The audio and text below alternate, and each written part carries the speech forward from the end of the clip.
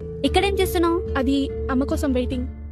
అవునా, రేపు సండే కదా, స్కూల్కి హాలిడే కదా, ప్రోగ్రామ్ ఏంటి? ఇంకా ఏం ఆలోచించలేదు.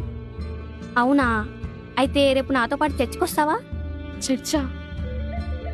సరే వస్తాను. Thank you. అవును, స్కూల్లో అందరికిచ్చి నీకు ఇవ్వడం మర్చిపోయాను. ఏంటి? తీసుకో. ఏంటిది? ఇది వెంకటేశ్వర స్వామి ప్రసాదం.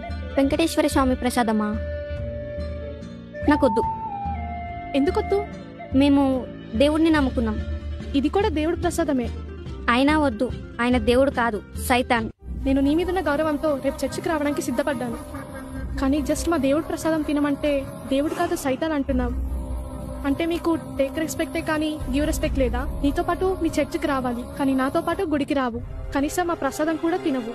మా దేవుణ్ణి పూజించకపోయినా పర్వాలేదు, ఈ ప్రసాదం తినకపోయినా పర్వాలేదు, కనీసం నన్ను బట్టి మా దేవుణ్ణి గౌరవించవచ్చు కదా.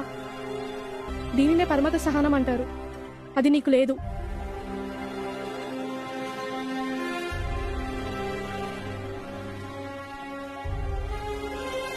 ఓయ్, ఒక్కటి గుర్తుపెట్టుకో, హిందువులంటే ఓర్పు, సహనం, మౌనంగా ఉంటారనుకుంటున్నావేమో. మేము నిద్రపోతున్న సింహాలం, లేపద్దు. మా ఆత్మగౌరవం ఒక్క పిలుపుతో భారతదేశం దద్దరిల్లిపోతుంది. అదే జై శ్రీరామ్.